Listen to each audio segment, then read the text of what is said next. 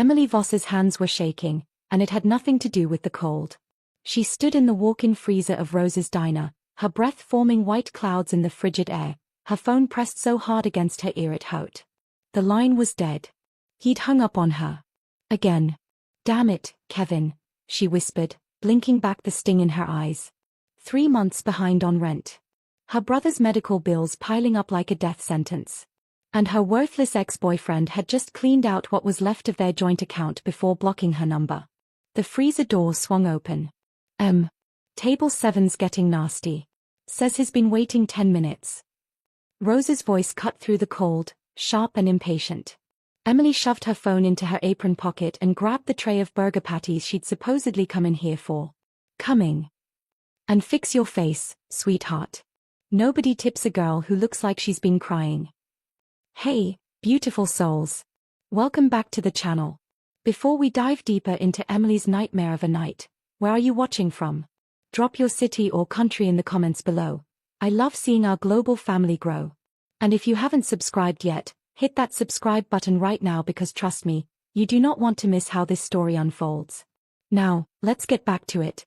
The diner hummed with its usual Thursday night crowd. Truckers, locals, a handful of teenagers crowding into a corner booth. Emily moved through the controlled chaos on autopilot, her smile plastic, her mind 1,000 miles away. She didn't notice the 3 black SUVs pulling into the parking lot. She didn't see the way conversations died down as 6 men in expensive suits walked through the door. She didn't register the fear that flickered across Rose's face. Not until she approached table 12, order pad in hand, and looked up into the coldest pair of grey eyes she'd ever seen. The man sat alone in the center booth, his presence somehow filling the entire diner despite his stillness. Dark hair, sharp jawline, a suit that probably cost more than her car. He didn't look at the menu. He looked at her. "What can I get you?" Emily's voice came out flat, professional, empty. He studied her for a long moment, and something dangerous flickered in his expression. "Coffee. Black." "That it?" His eyebrow arched.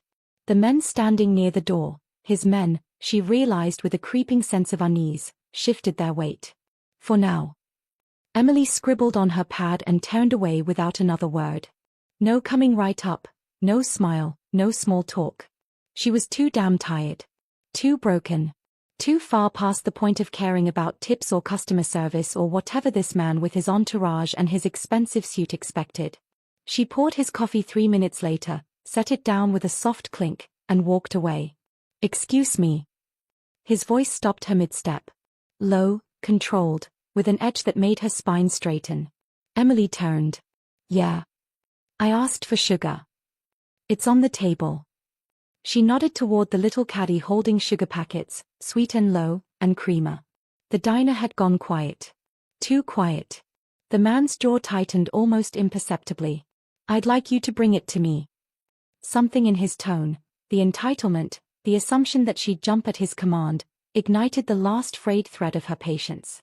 "You got 2 hands and a table full of sugar right in front of you," Emily said, her voice calm but sharp. "I got 6 other tables waiting. Help yourself." She turned her back on him. The temperature in the room dropped 20 degrees. One of the suited men took a step forward, his face darkening, but the man at the booth raised a single finger. The guard froze. Emily walked back to the counter, her heart starting to pound now, adrenaline flooding in late. Rosie grabbed her arm with trembling fingers. "Do you have any idea who that is?" Her boss's voice was barely a whisper, her face drained of color. "Some entitled asshole who thinks I'm his servant." "That's Dominic Lucas." Rose's eyes were wide, terrified. "That's the Dominic Lucas." The name meant nothing to Emily.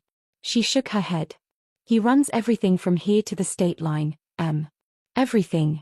The docks, the unions, the construction contracts. Jesus Christ, half the police department is on his payroll." Rose's grip tightened. People don't say no to Dominic Lucas. People don't even look at him wrong. Emily's blood ran cold. She glanced back at the booth. Dominic Lucas was still watching her, his expression unreadable, his coffee untouched. As their eyes met, something passed between them, a spark, a challenge, a silent declaration of war. He smiled. It was not a kind smile. Then he stood, buttoned his suit jacket with precise, deliberate movements, and walked out. His men followed like shadows, and the door swung shut behind them. The diner exhaled collectively. "You're fine," Rosie said, though she sounded like she was trying to convince herself. "He's gone. You're fine." But Emily couldn't shake the feeling crawling up her spine.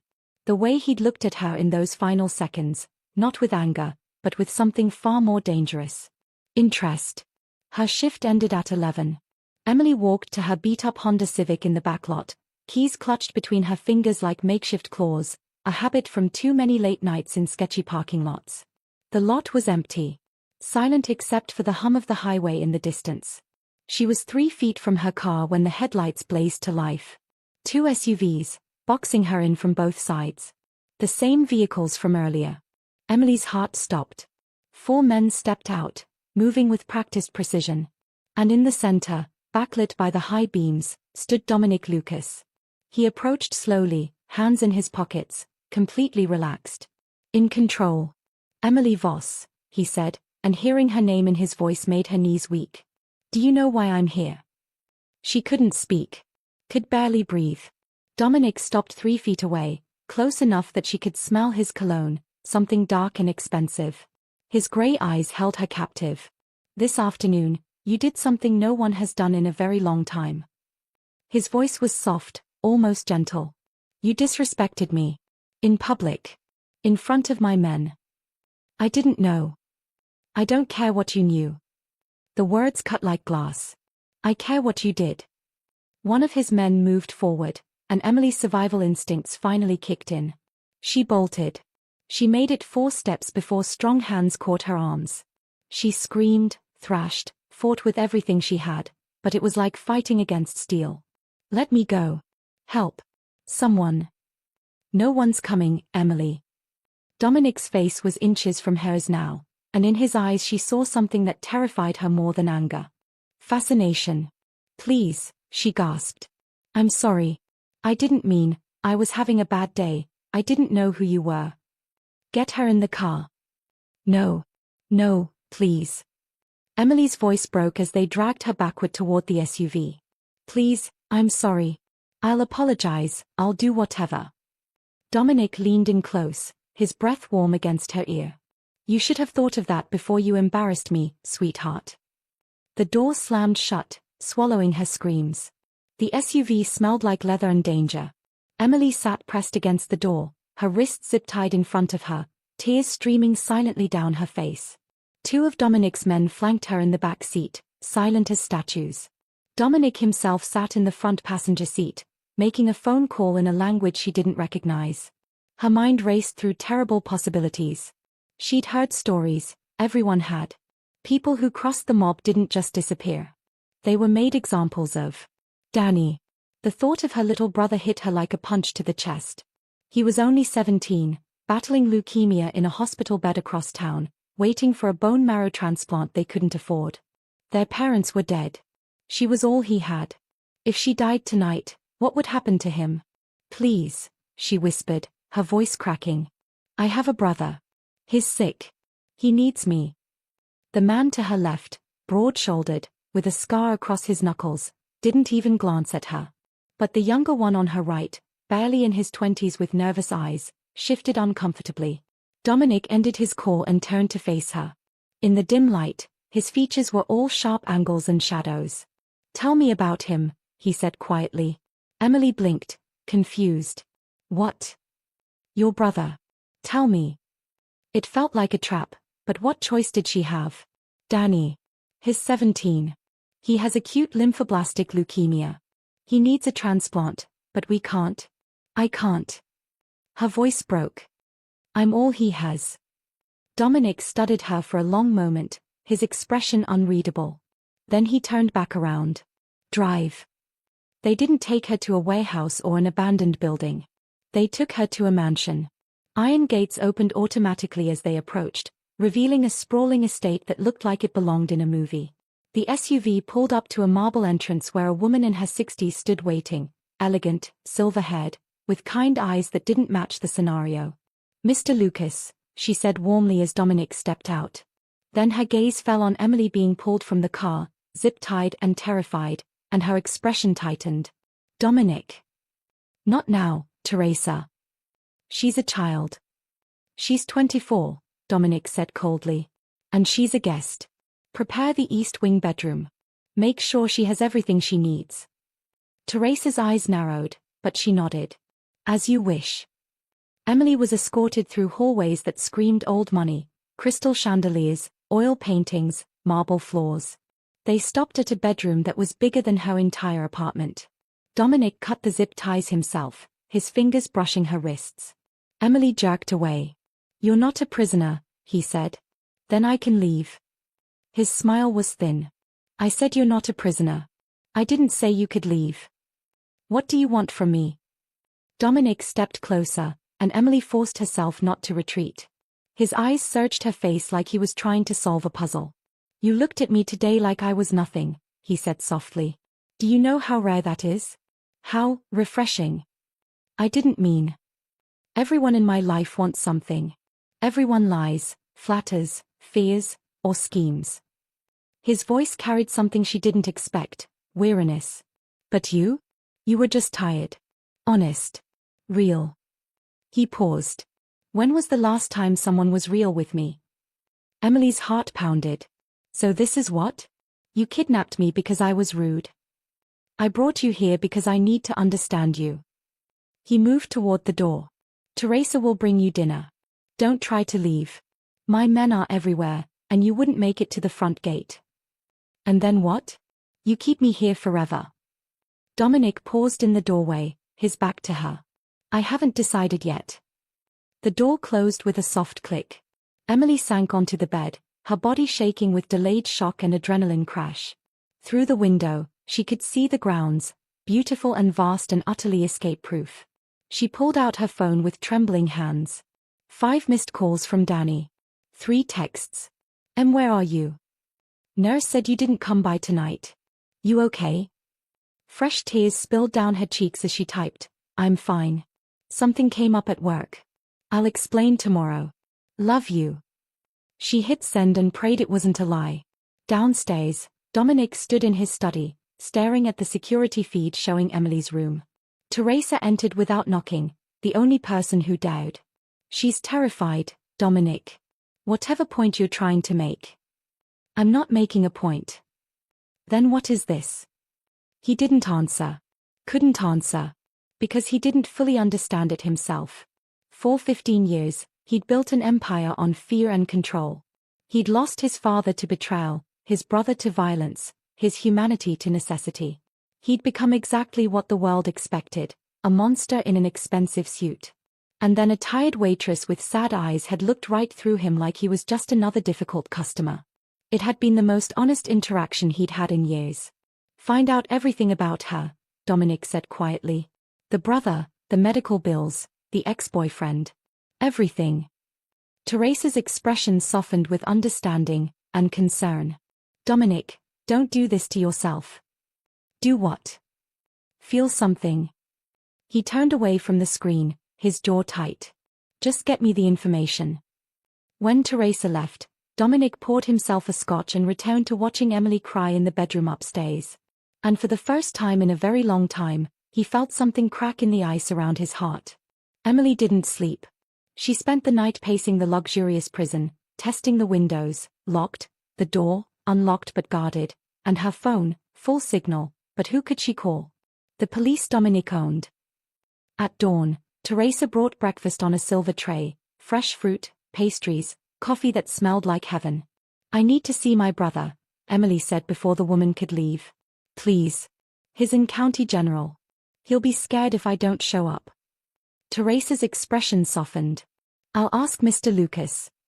Don't ask. I'm telling you, I need to see him. Child, you don't tell Dominic Lucas anything. Then what does he want from me? Emily's voice cracked with frustration. Why am I here? Teresa studied her for a long moment. I've worked for that man since he was 12 years old. I've seen him order terrible things without blinking. But last night, I watched him stare at your security feed for 3 hours like you were a puzzle he couldn't solve. She paused. Be careful, Emily. Dominic doesn't know how to care about people without destroying them. An hour later, the door opened. Dominic stood in the doorway, immaculate in a different suit, his hair still damp from a shower. He looked like he'd slept perfectly, while Emily knew she looked like hell. "You want to see your brother," he said. "Not a question." "Yes." "Then we make a deal." Emily's stomach dropped. "What kind of deal?" Dominic stepped into the room, and suddenly the massive space felt small. "You stay here." "Willingly." "No escape attempts, no police, no dramatic rescue fantasies." "For how long?" "1 month." "A month?" Emily's voice pitched high. "You can't be serious." "In exchange," he continued as if she hadn't spoken, "I pay for your brother's transplant. All of it. The surgery, the aftercare, the medications. And I cover your rent, your bills, everything." Emily's world tilted. "Why would you do that?"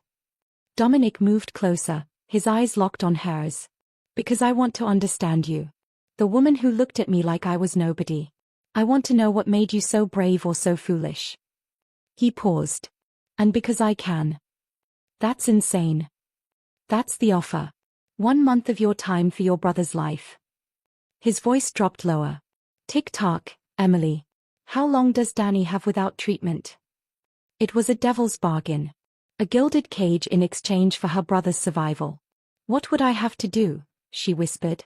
"Have dinner with me. Talk to me. Let me get to know you." Something dangerous flickered in his eyes. "I won't touch you. You have my word." The word of a mobster. His jaw tightened. The word of a man who's never broken a promise to a woman. Emily's mind raced. 1 month. Danny could have his transplant. They could pay off the medical debt that was drowning them. She could save his life. "I want to see the money first," she said. "I want proof you'll pay for the transplant before I agree to anything." Dominic's lips curved into something almost like respect. "Smart girl." He pulled out his phone, made a call, spoke quickly in that same foreign language, Italian, Emily realized. Then he handed her the phone. "Yes." A woman's crisp voice answered. "Who is this?" Emily asked. "Dr. Marsh, head of oncology at County General. I have a Daniel Voss as a patient." Emily's heart stopped. "That's my brother. I've just received authorization for a full bone marrow transplant, all expenses covered by Lucas Medical Foundation. We can begin the donor search immediately and have him in surgery within 2 weeks." Tears blurred Emily's vision. "Are you serious?" "Completely. Do I have your consent to proceed?" Emily looked at Dominic, this dangerous man who'd kidnapped her and was now saving her brother's life. His expression was unreadable. "Yes," she whispered. "Yes, you have my consent." Dominic took the phone back, ended the call, and extended his hand. "Do we have a deal?" This was crazy. Dangerous. Wrong. But Danny would live. Emily placed her hand in his. His fingers closed around hers, warm, strong, possessive. 1 month, she said. "Then I'm free." 1 month, he agreed. Neither of them mentioned that a month could change everything. That afternoon, Dominic took her to see Danny, with 3 bodyguards and a bulletproof SUV. At the hospital, her little brother's face lit up when she walked in. Where were you?" "I was worried sick." "I got a new job," Emily lied, aware of Dominic watching from the doorway. "A really good one. Danny, they're going to do your transplant." Danny's eyes went wide. "What? How?" "My new employer has a medical foundation. It's all covered." Her brother burst into tears. Emily held him, crying too, relief and terror warring in her chest. Over Danny's shoulder, she saw Dominic's expression soften almost imperceptibly. When they left an hour later, Emily was silent in the SUV. Dominic sat beside her this time, not in the front. "Thank you," she finally said, the words bitter and grateful all at once. "You kept your end. I'll keep mine. Why do I feel like I just sold my soul?" Dominic turned to look at her, and for the first time, she saw something vulnerable flash across his face. "Maybe because I just bought mine back." Before Emily could ask what he meant, his phone rang. He answered, and his entire demeanor changed, hardened, darkened. "When?" A pause. I'll handle it. He ended the call and leaned forward. Change of plans. We have a stop to make first. What kind of stop? Dominic's smile was cold as winter. The kind where you learn exactly who I am, Emily. And you decide if saving your brother was worth making a deal with the devil. The SUV turned down a dark road toward the warehouse district, and Emily's blood turned to ice. The warehouse was exactly what Emily had feared: concrete floors, flickering fluorescent lights, and a man tied to a chair in the center of the space, bleeding from his mouth. Dominic, please, the man started. Quiet. Dominic's voice was ice. Emily stood frozen near the entrance, flanked by guards. She wanted to look away but couldn't. Dominic circled the bound man slowly, predatory. You skimmed 40,000 from the doc accounts. Did you think I wouldn't notice? I was going to pay it back. I swear, my daughter's sick, I needed. Everyone has a sob story, Marcus. Dominic crouched to eye level. Everyone thinks their reasons make betrayal acceptable. Emily's breath caught. This was who she'd made a deal with. A man who hurt people. A criminal. Then Dominic said something that shocked her. Your daughter has cystic fibrosis. Treatment at Johns Hopkins. I know. He stood. You could have come to me. Asked. I've covered medical expenses for 32 families in my organization. But you stole. You lied. He pulled out a gun. Emily gasped, and Dominic's eyes flicked to her. For a moment, something passed between them. She saw him seeing himself through her eyes. Please, the man sobbed. I'll do anything. Dominic stared at Emily for 3 long heartbeats. Then he lowered the gun and handed it to his second-in-command, a stone-faced man named Vincent. You're out. You and your family leave the state by Monday. I'll send a final payment, enough to cover 6 months of your daughter's treatment. Dominic's voice was deadly quiet. But if I ever see you again, if you ever speak my name, if you even think about betraying me twice, I won't be merciful. The man collapsed in relief. Thank you. Thank you. Get him out of my sight. As the guards dragged the man away, Dominic approached Emily. She backed up instinctively. Scared? He asked. Should I be? Probably. He stopped inches away. That man stole from me. In my world, that's a death sentence. But you were watching, and I. He trailed off, jaw tight. I don't want you to see me as a monster.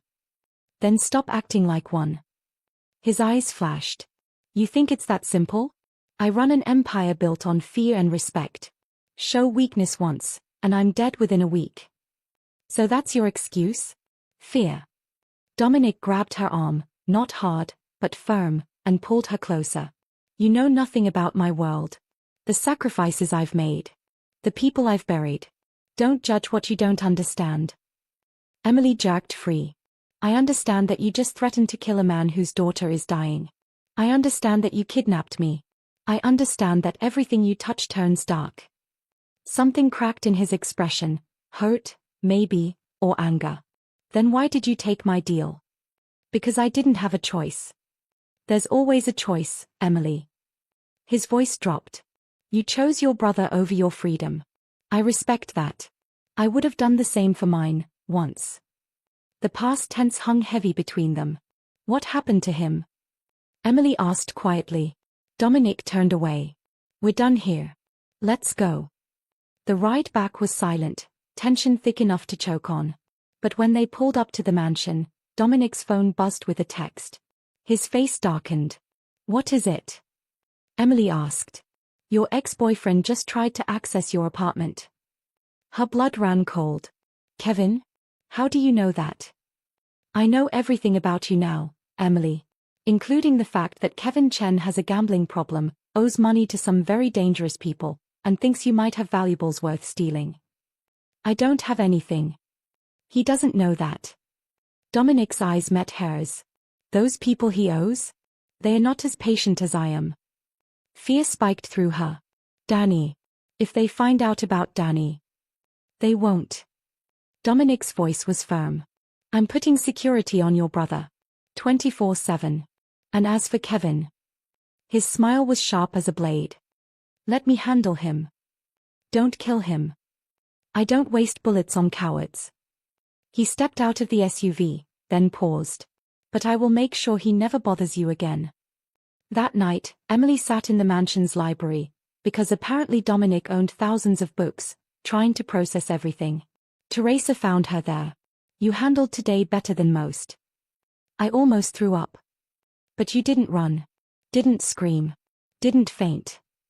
The older woman sat beside her.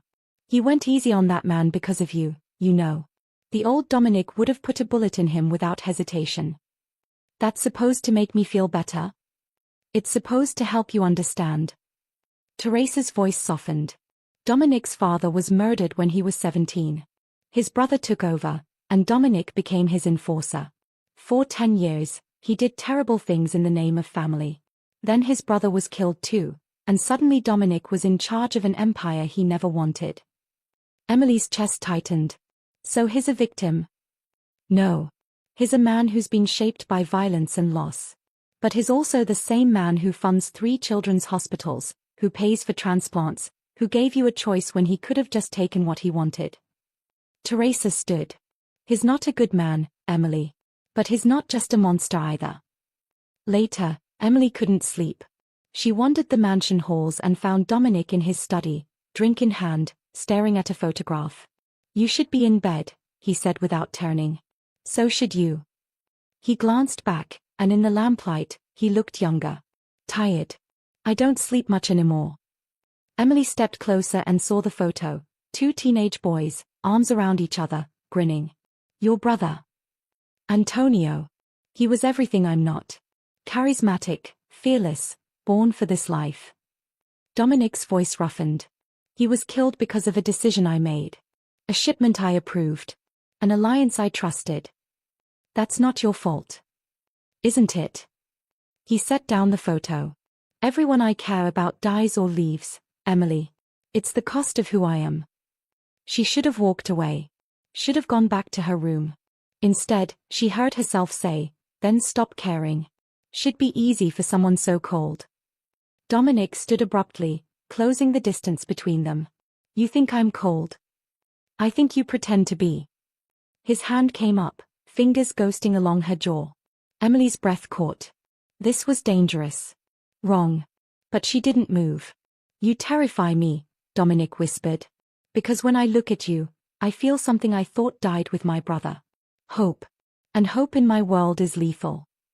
Then let me go. I can't. His thumb traced her lower lip. Not yet. For one breathless moment, Emily thought he might kiss her. Part of her wanted him to. Part of her was horrified that she wanted him to. Then his phone shattered the moment, harsh, insistent. Dominic pulled back, answered. Listened. His expression went glacial. When? A pause. Lock it down. I'm on my way. He grabbed his jacket. Stay here. Don't leave the mansion. What's wrong? Dominic paused at the door, and when he looked at her, she saw genuine fear. Someone just put a hit out on you, Emily. And I need to find out who before they do. He was gone before she could scream. Emily paced her room like a caged animal, Teresa's warnings and Dominic's words spinning in her head. Someone put a hit out on you. Why? She was nobody. A waitress drowning in debt. She hadn't done anything except caught the attention of Dominic Lucas. The realization hit her like a freight train. This wasn't random. This was because of him. Because she'd been seen with him. Because she mattered to him. She grabbed her phone and dialed Danny's hospital room. It rang 4 times before a voice answered, but not her brother's. Hello, Emily. Her blood turned to ice. She knew that voice. Kevin. Surprise, baby. Her ex-boyfriend's voice was slurred, cocky. Nice room your little brother has here. Real nice. Get away from him. Emily's scream brought Teresa running. See, that's the thing. I can't do that. Because I owe some people money, and they are very interested in this new relationship you've got going with Dominic Lucas. I don't have a relationship with him. Bullshit. His guys have been tailing you. He paid for Danny's transplant. You're living in his mansion. Kevin laughed, bitter and cruel. You know what you're worth to his enemies, Em? $250,000. That's the bounty on your head. But if I deliver you myself? They'll double it and clear my debts. Emily's knees gave out. Kevin, please. Don't do this. I already did. I told them where you are. They're coming for you tonight. He paused. Nothing personal. Just business. The line went dead. Emily turned to Teresa, her voice shaking. Call Dominic. Now. Kevin's at the hospital with Danny. 20 minutes later, Dominic burst through the mansion doors like a storm. Blood spattered his sleeve, his eyes wild. Where's my brother? Emily grabbed his jacket. Tell me he's okay. He's fine. I have 12 men around his room. Kevin's in the wind, ran before we got there. Dominic gripped her shoulders. Emily, listen to me. The Antonelli family put the hit out. They are my biggest rivals, and they think taking you will destroy me. Will it? The question hung between them, loaded with meaning. Dominic's jaw clenched. They think you're leverage. A weakness they can exploit. And are you? Weak for me. His hands tightened on her shoulders, his eyes searching hers with an intensity that stole her breath. I've known you for 48 hours. You shouldn't matter. You shouldn't be anything except a problem I need to solve. But I watched you sacrifice everything for your brother. I saw you stand up to me when men twice your size cower. I watched you cry over medical bills while wearing shoes with holes in them. His voice dropped to a whisper. And when I almost killed a man today, I stopped because I couldn't bear to see fear replace the fire in your eyes. Emily's heart hammered against her ribs. Dominic. They are right. You are my weakness. He released her abruptly, turning away. Which is why I'm ending this. I'm sending you and Danny to a secure location. Canada, new identities, a trust fund that'll cover everything. You'll be safe. You're sending me away. I'm setting you free. Like you wanted. Emily should have been relieved. Grateful. This was her out, her escape from this dark world.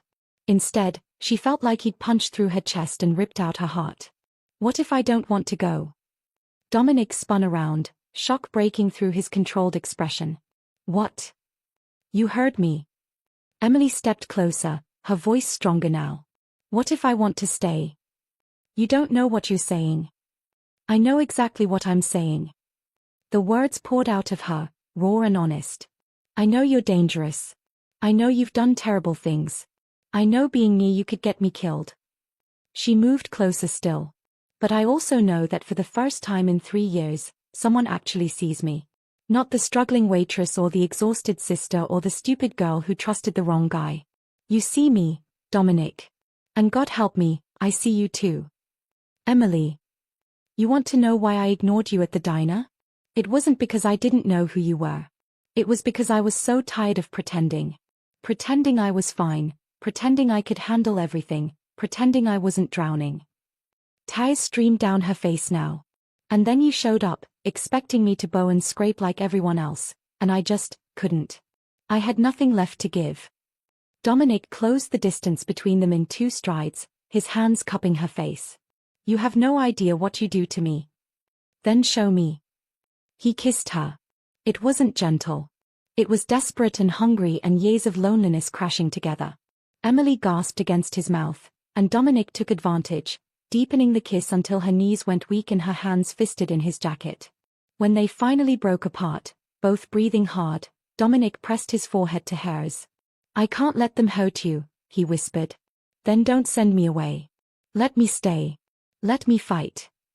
You don't know how to fight this war. Then teach me. Emily pulled back enough to meet his eyes. You said you wanted to understand me. Well, I want to understand you. Your world, your rules, your demons. All of it. Dominic's thumb traced her cheekbone. If you stay, everything changes. You become a target.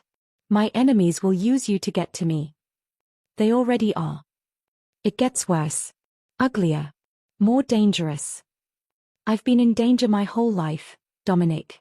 Just a different kind. Emily's voice steadied. I'm tired of running from hard things. I'm tired of being afraid. Maybe I found you for a reason. Maybe you found me for one. Before Dominic could respond, his phone buzzed. He checked it, and his expression hardened to granite. What? Emily asked. The Antonellis just sent a message. He turned the phone toward her. The image made her stomach drop, a photo of Rose's diner, burning. And a text, "You took something of ours. We took something of yours. The waitress by midnight, or next time it's the hospital." Emily's hand flew to her mouth. Rosie, the staff. Everyone got out. No casualties. It's a message, not a massacre. Dominic's voice was deadly calm. They want you to panic. To make a mistake. It's working, Emily whispered. Dominic pulled her close, and she buried her face in his chest, breathing in his scent, smoke and cologne and danger. "I need to tell you something," he said quietly. "About why I really brought you here." Emily pulled back, fear creeping in. "What do you mean?" "That day at the diner, it wasn't random. I'd been watching you for 3 days." The world tilted. "What?" "Your ex, Kevin, came to me 2 weeks ago. Said he had information about the Antonellis. He was lying, trying to scam me for money. But he mentioned you. A waitress who worked doubles to pay for her brother's medical bills." Dominic's eyes were intense, honest. "My brother died because I couldn't afford his treatment fast enough. We were poor, desperate. By the time I made enough money in this life to save him, it was too late." Emily's breath caught. "When Kevin described you, I saw Antonio. Saw myself at 17, watching my brother die." He cupped her face again. "I went to that diner to give you money. Anonymously. A donation, a scholarship, something. But then you looked at me with those exhausted eyes and told me to get my own sugar, and I?" "You what?" "I felt something I hadn't felt in 15 years. Alive." His voice cracked. "So yes, I brought you here under false pretenses. Yes, I manipulated the situation. But everything after that, the deal, the transplant, this," he gestured between them, "is real." Emily should have been furious. Should have slapped him and demanded to leave. Instead, she grabbed his jacket and pulled him down to her level. "You're an idiot." "I know. A manipulative, controlling, criminal idiot. I know. And I'm probably insane for this." She kissed him hard. "But we're saving my brother, burning down your enemies, and figuring out whatever this is between us. Together." Dominic smiled against her mouth, the first real smile she'd seen from him. "Together." Then Vincent burst through the door, gun drawn. "Boss, we've got movement on the south perimeter. 6 vehicles. The Antonellis aren't waiting for midnight." Dominic's expression shifted instantly, the lover disappearing, the leader emerging. "Lockdown protocol. Get Emily to the safe room." "No." Emily's voice cut through the chaos. "You said if I stay, everything changes. So let's change it. What do you need me to do?" Dominic stared at her for 3 long seconds. Then he smiled, a dangerous, wild smile. "Vincent, get her a vest and bring her to the security room." He pulled Emily close for one more fierce kiss. "Welcome to the war, sweetheart. Try not to get shot." As gunfire erupted outside, Emily realized she'd just crossed a line there was no coming back from. And she didn't regret it for a second. The safe room had monitors showing every angle of the estate. Emily watched in horror as Dominic's men engaged the Antonelli forces, muzzle flashes lighting up the darkness, bodies dropping. "We're outnumbered," Vincent muttered, typing frantically. "They brought 30 men. We have 18. Dominic's voice crackled through the comm. "Teresa, get Emily out through the north tunnel. Now." "I'm not leaving you." Emily grabbed the radio. "Emily, listen to me." An explosion rocked the mansion. The monitors went black. "Dominic." Emily screamed into the dead radio. "Dominic." Teresa pulled her toward a hidden panel in the wall. "We have to go. Now." "Not without him." Another explosion. Closer. The lights flickered. Vincent's phone rang. He answered, listened, and his face went pale. "They have the hospital surrounded. They're going after Danny." Emily's world stopped. "No. No, no, no. It's a trap," Teresa said. "They want you to run there. Want to catch you in the open." I don't care. Emily's voice broke. He's my brother. He's 17 and he's sick and he's alone. The door exploded inward. Vincent shoved Emily behind him, firing, but there were too many. He went down, blood blooming across his chest. Rough hands grabbed Emily. She fought, screaming, clawing, but a cloth pressed over her mouth, chemical sweetness flooding her senses. The last thing she saw before darkness took her was Teresa's terrified face. And Dominic's voice, distant and desperate, "Emily. Emily." She woke in a warehouse, wrists chained above her head, body aching. A man stood before her, silver-haired, expensive suit, cold eyes. "Miss Voss. I'm Marco Antonelli. And you're going to help me kill Dominic Lucas." "Go to hell." He smiled. "I already sent a video to Dominic. You, chained and bleeding. You know what the message said?" He leaned close. "Trade yourself for her by dawn, or we send her back to you in pieces." Emily's blood ran cold. "He won't come." "Oh, he will. Because you broke the one rule that keeps men like us alive." Marco's laugh was cruel. "You made him fall in love with you." "You're wrong." "Am I?" "He burned down 3 of my warehouses tonight trying to find you. Killed 11 of my men. Started a war that'll cost him everything." Marco grabbed her chin roughly. "He's coming, little waitress. And when he does, I'll put a bullet in his head while you watch. Then I'll kill your brother. Then you." Tears streamed down Emily's face, not for herself, but for Dominic. For the trap she'd become. "He was right," she whispered. "Everyone he cares about dies." Marco released her. "Finally, you understand. Love is weakness. And weakness is death." He walked away, leaving her alone in the darkness, waiting for the dawn that would destroy everything. Miles away, Dominic stood in his ruined mansion, covered in blood and ash, staring at the video on his phone. Emily, broken and chained. Teresa put a hand on his shoulder. "It's a trap. You know it's a trap." "I don't care. Dominic, if you go. Then I go." He looked at her, and his eyes were empty. "Dead. I've lost everyone, Teresa. My father, my brother, my humanity. I won't lose her too. She wouldn't want you to die for her." "Too bad." Dominic loaded his gun with mechanical precision. "Gather everyone still standing. We end this tonight. This is suicide." "No." Dominic's smile was a terrible thing. "This is war." Emily had been chained in the warehouse for 4 hours when she heard the voice. "Pissed, hey. Waitress." She lifted her head, vision blurry from dehydration and pain. In the shadows near the back entrance, a young guard, barely 20, watched her with nervous eyes. "Please," Emily croaked. "Water." He glanced toward the door where Marco's men stood guard, then crept closer with a bottle. "Quick." As he held it to her lips, Emily noticed his hands shaking. "You don't want to be here. Shut up and drink." "What's your name?" "Doesn't matter." "It matters to me." Emily met his eyes. "I'm Emily." The kid hesitated. "Leo." "Leo, you seem like a good person. Why are you working for someone like Marco?" "Same reason everyone does. Family. My sister, he said he'd hurt her if I didn't." He trailed off, looking away. Emily's mind raced. This was her chance. Her only chance. "Leo, listen to me. Dominic Lucas paid for my brother's cancer treatment. He didn't have to. He did it because underneath everything, he actually gives a damn about people." Her voice strengthened. "Marco Antonelli? He'll kill your sister anyway. That's what men like him do. But Dominic keeps his promises." "You're just saying that because—" "I'm saying it because it's true." Emily leaned forward as far as her chains allowed. "Help me get out of here. Get me to a phone. And I swear on my brother's life, Dominic will protect your sister. He'll get you both out."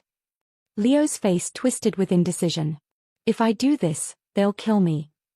If you don't, Dominic will kill everyone in this building anyway. At least this way, you're on the winning side." For a long moment, Leo just stared at her. Then he pulled out a key. "One phone call," he whispered, unlocking her chains. "That's all I can give you before they notice." Emily's arms screamed as they dropped, blood rushing back. That's all I need. Dominic was 3 blocks from the warehouse, his remaining men positioned around the perimeter, when his phone rang from an unknown number. His heart stopped. Emily. It's me. Her voice was weak but alive, and relief nearly dropped him to his knees. Are you hurt? Where are you exactly? Listen. We don't have time. Emily spoke fast, urgent.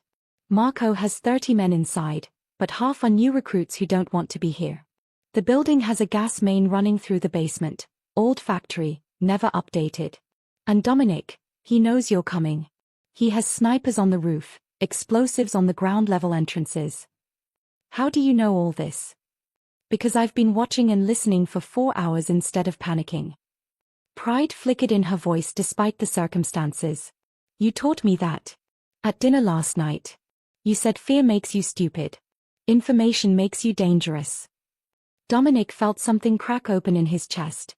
This woman, this incredible, impossible woman, was giving him tactical intel from inside an enemy stronghold. Emily, I need you to. There's a drainage tunnel on the east side. It's how they've been rotating guards without being seen. It connects to the room where I'm being held. She paused. Send 2 men, not 20. Quiet. Marco's watching the front because he expects you to come in loud. He's right. I am coming in loud. Then use that. Come in loud from the front.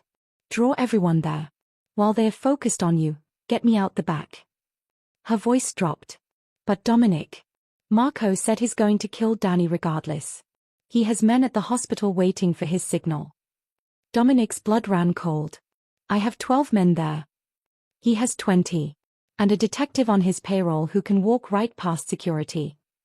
Emily's voice cracked. We can't win both fights. We have to choose. No. I don't accept that. Dominic. I said no. His voice hardened with absolute certainty. I'm not losing either of you. Not today. Not ever. He was already recalculating, replanning.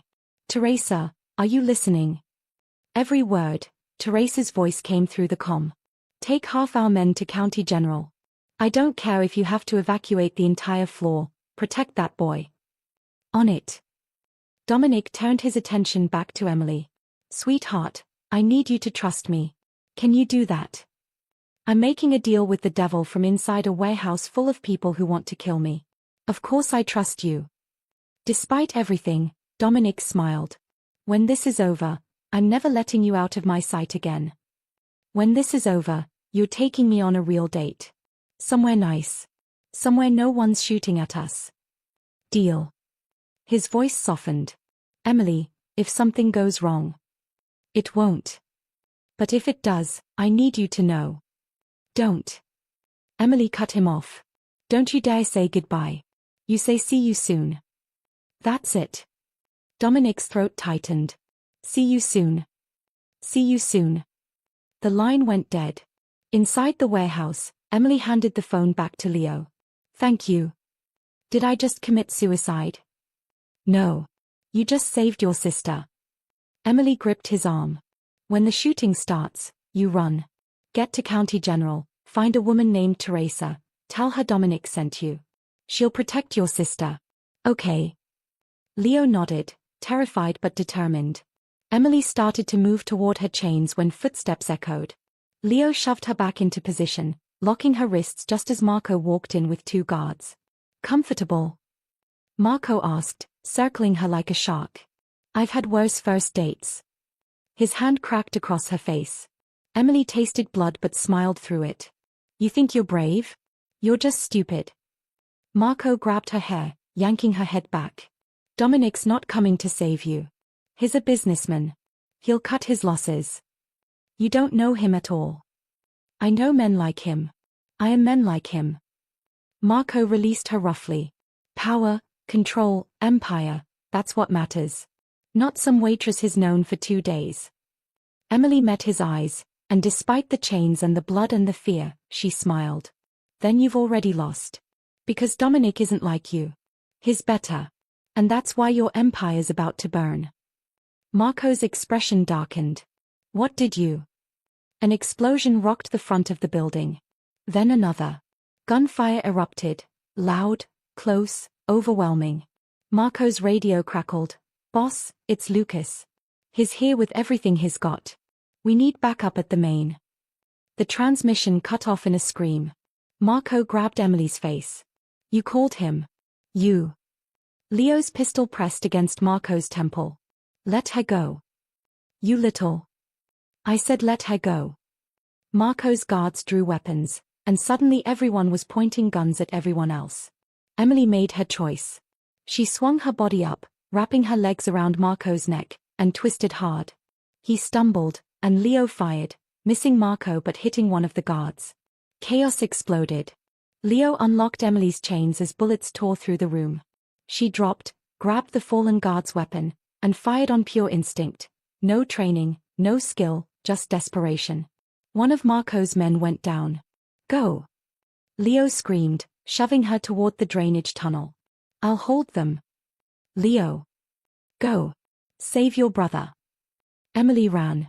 Behind her, she heard Leo's gun firing, then his scream, then silence. Tears blurred her vision, but she kept running through the dark tunnel, following the path she'd described to Dominic, praying he'd sent someone to meet her. She burst out into the night air and ran straight into Dominic's arms. "I've got you," he breathed into her hair, crushing her against him. "I've got you." For one perfect moment, the world stopped. No gunfire, no danger, just his heartbeat against her cheek and his arms making her feel safer than she'd ever felt. Then reality crashed back. "Danny," Emily gasped. "We have to. Teresa's there. But we need to move. Now." Dominic pulled back, his eyes scanning her for injuries. Blood on her face, bruises forming, but alive. "Alive. Marco's still in there," Emily said. "He'll escape if." "I don't care about Marco right now. I care about getting you somewhere safe." "No." Emily grabbed his jacket. "We finish this. Tonight. Or he'll just come after us again. After Danny. After everyone we love." Dominic stared at her, this woman who'd been a waitress 3 days ago, now covered in blood and demanding they end a mob war. "You're insane," he said. "I learned from the best." Emily picked up a fallen guard's gun, checked the magazine like she'd seen in movies, and looked at Dominic. "So what's the plan?" Dominic laughed, actually laughed, wild and disbelieving and full of something that felt dangerously close to love. "The plan is we burn it all down and walk away together." He pulled her close for one fierce kiss. "Stay behind me, stay low, and for God's sake, if I tell you to run." "I won't." "Emily. We in this together, remember? You don't get to play hero and die dramatically. We both survive, or," her voice cracked. "We both survive. That's the only option." Dominic cupped her face, his thumb tracing her cheekbone gently despite the violence raging around them. "How did I ever think I could let you go?" "You can't. I'm too stubborn." Emily smiled through her tears. "Now let's go save my brother and end this war." Hand in hand, they ran back into the fire. At County General, Teresa had evacuated Danny's entire floor. The boy sat in a wheelchair, confused and terrified, as gunfire echoed from the stairwell. "What's happening? Where's Emily?" "Your sister is fine," Teresa said calmly, loading a pistol with practiced ease. "And she's going to stay fine. Because I promised Dominic I'd protect you, and I keep my promises." The stairwell door burst open. 4 of Marco's men charged through, and ran straight into Teresa's defensive position. She fired twice. 2 men dropped. Dominic's guards took out the other 2. The detective on Marco's payroll tried to run. Teresa shot him in the leg. "You picked the wrong family to threaten," she said coldly. Danny stared at her in shock. "Who are you people?" Teresa smiled grimly. "We're the people who keep your sister safe.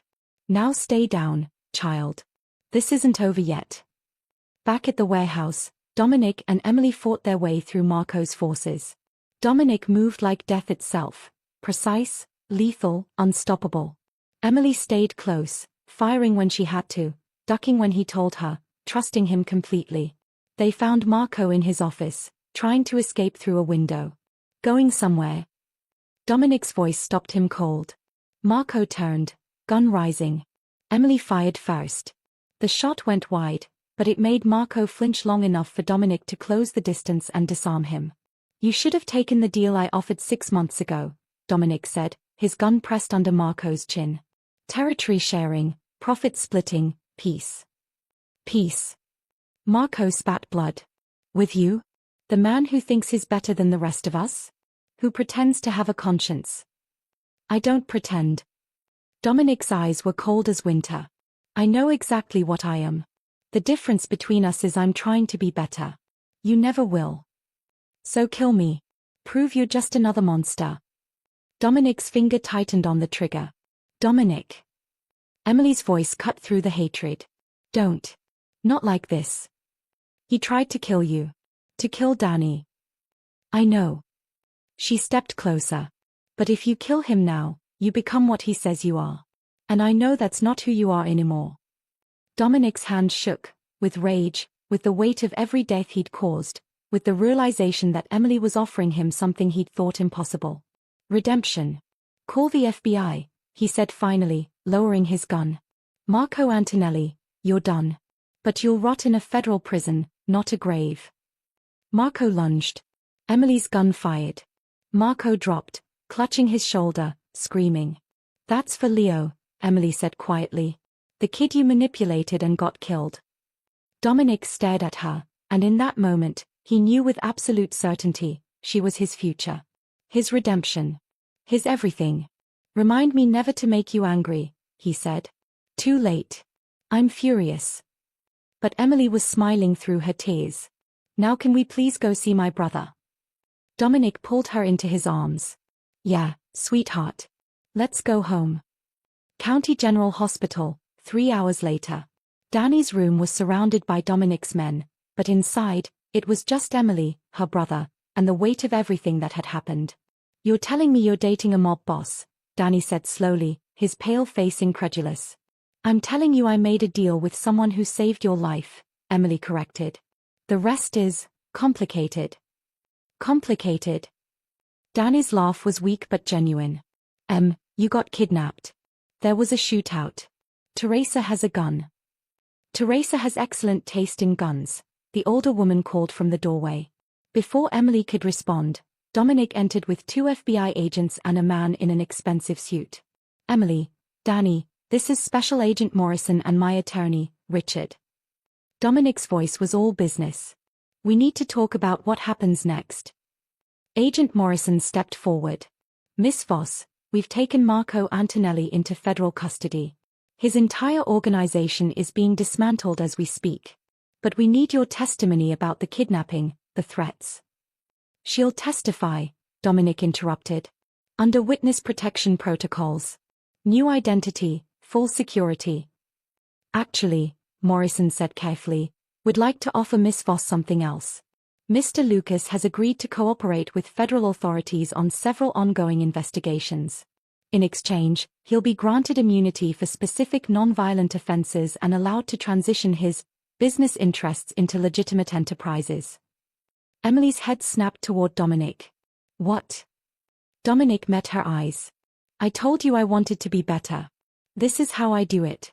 I'm out, Emily. The violence, the illegal operations, I'm done. You'd give up your empire? For what? For a chance at a real life. He moved closer. For the possibility of being someone you could actually be with. Someone your brother doesn't have to fear. The Lucas family will maintain their construction, real estate, and shipping businesses, the attorney explained. All legitimate, all clean. The FBI gets information on rival families. Everyone wins. Except the people who want you dead for betraying them, Emily said quietly. That's where witness protection comes in, Morrison said. You, your brother, and Mr. Lucas, if you choose, can relocate, start over. Or we can provide security while you remain here. Your choice. Danny grabbed Emily's hand. What do we do? Emily looked at her little brother, 17, sick, scared, but alive. Then at Dominic, this complicated, dangerous, impossible man who'd somehow become her future. I need a minute with Dominic, she said. Alone. Everyone filed out. The moment the door closed, Dominic spoke. You don't have to choose me. This deal stands either way.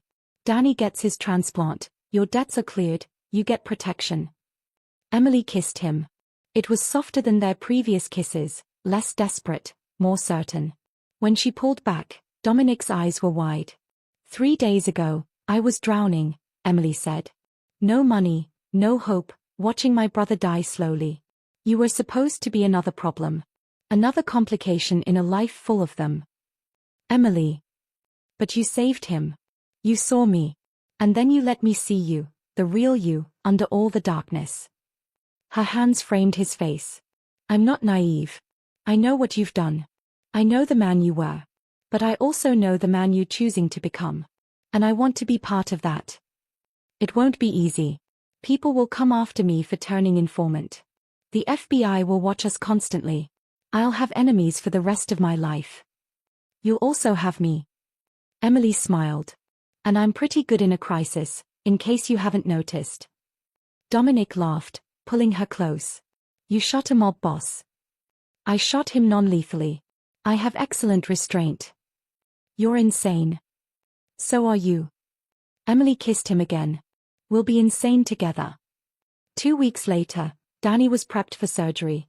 The donor match had come through, a miracle, the doctors said, though Emily suspected Dominic had paid for every registry in the country to be searched.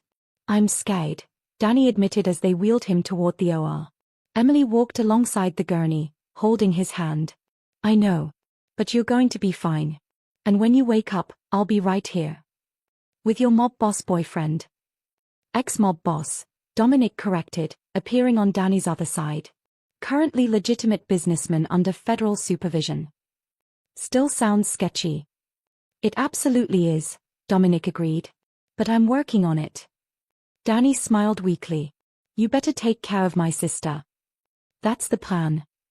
They stopped at the OR doors. Emily kissed Danny's forehead. I love you. See you on the other side. Love you too, Em.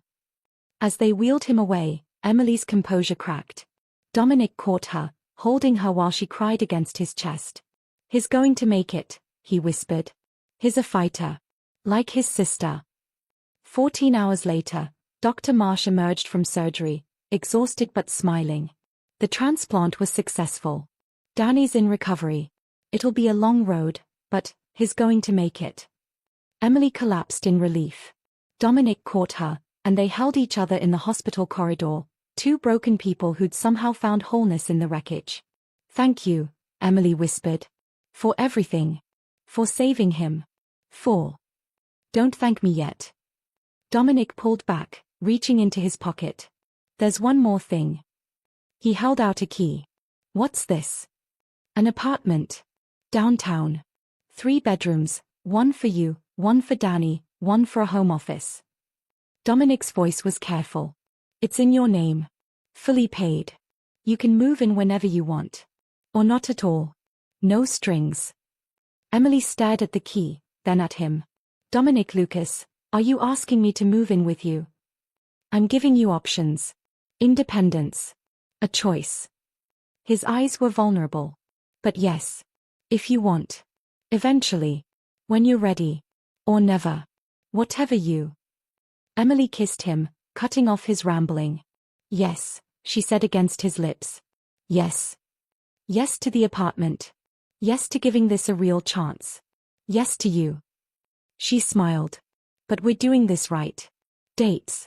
Getting to know each other without the kidnapping and gunfire. Normal couple stuff. Dominic grinned. I can do normal. Liar. Okay, I can try normal. Better. Emily took the key, then his hand. Now come on. Let's go see my brother. Our family. The word family hit Dominic like a physical force. Family. Something he'd lost and never thought he'd find again. As they walked toward Danny's recovery room, hand in hand, Dominic realized something profound. He'd gone to that diner looking for redemption. He'd found salvation instead. Later that night, with Danny sleeping peacefully and the worst behind them, Emily and Dominic stood on the hospital rooftop, looking out at the city lights. You know the FBI will be watching us for years, Dominic said. I know. And my former associates won't forgive the betrayal easily. I know. And your life will never be completely normal again. Emily turned to face him, her eyes bright with certainty. Dominic, I spent 3 years working myself to death for normal. Normal was killing me slowly. She took his hand. Maybe I don't want normal. Maybe I want extraordinary. Complicated. Real. Real is messy. Good. I'm good at messy. She stood on her toes and kissed him softly. We've got this. Together.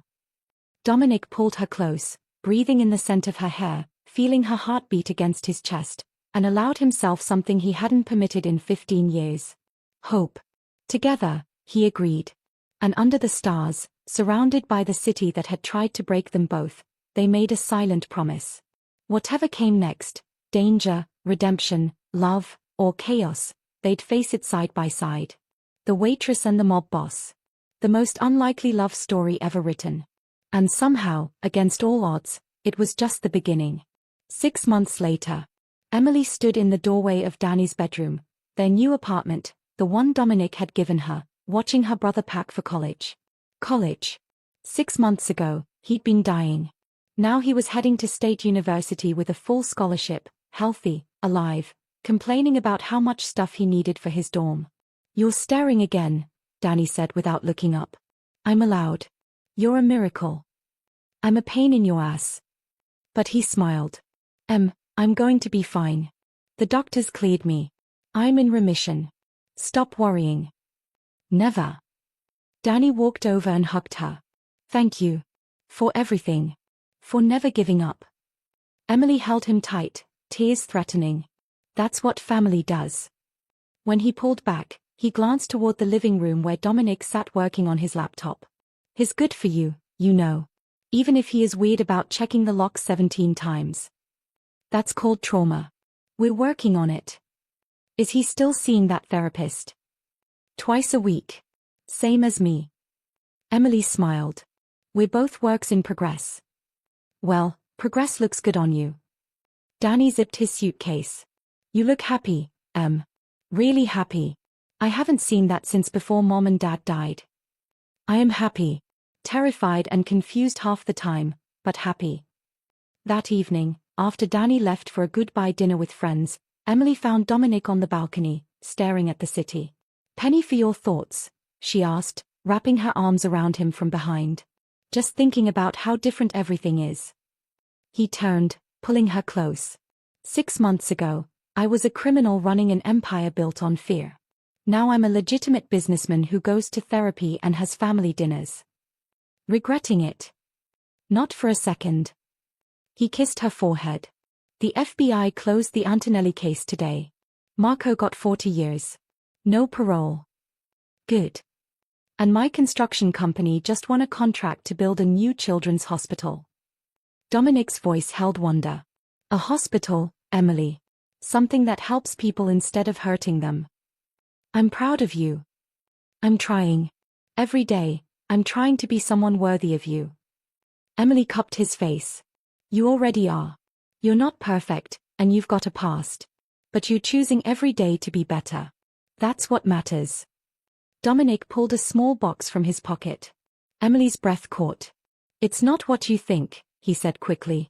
I mean, it is, but, just open it. Inside was a simple silver bracelet with 2 charms, a coffee cup and a key. The coffee cup is for the diner. Where we met. Where you changed my life by telling me to get my own sugar. Dominic's smile was soft. The key is for this apartment. This life. This future we're building. Dominic. I know it's only been 6 months.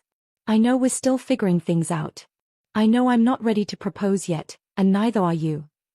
He fastened the bracelet around her wrist. But I wanted you to know that I'm in this. Completely. For however long you'll have me. Emily kissed him, soft and sure. How about forever? Forever works for me. 1 year later. Rose's diner had been rebuilt, with Dominic's construction company doing the work at cost. Emily stood outside on opening day, Dominic beside her, watching the crowd gather. You sure about this? Dominic asked. You don't have to work here anymore. You know that. I know. But Rosie gave me a job when I had nothing. This place is part of my story. Emily squeezed his hand. Besides, I'm only working 3 shifts a week. The rest of the time, I'm taking those business classes you keep encouraging. So you can eventually run the whole restaurant empire I'm definitely not planning. Definitely not. Emily laughed. Rosie emerged, saw them, and her face lit up. There's my girl. And the man who saved my diner. Just repaying a debt, Dominic said. Your employee changed my life. Seemed fair. By being rude to you, if I recall. Best rudeness I ever experienced. That night, in the apartment they now officially shared, Emily found an envelope on the kitchen counter. Inside were 2 tickets to Paris and a note in Dominic's handwriting. You said I owed you a real date. Somewhere nice. Somewhere no one's shooting at us. I'm a man of my word. 2 weeks. You, me, and 0 mob violence. I promise. D. Emily found him in the bedroom, pretending to read. Paris. Too much. It's perfect. She climbed onto the bed, straddling him. You're perfect. Well, perfectly imperfect. I can live with that. Dominic's hands settled on her waist. I love you, Emily Voss. It was the first time he'd said it out loud. I love you too, Dominic Lucas. They kissed, soft and sweet and full of promise. 2 broken people who'd found healing in each other. The waitress who'd dared to ignore a mob boss. The mob boss who'd learned that love was stronger than fear. We have come to the end of the story. Thank you for watching to the end. Share your opinion about this story in the comments below. I like getting feedback from my audience. Also, don't forget to like, subscribe and hit the notification bell so you won't miss any of our heartwarming stories.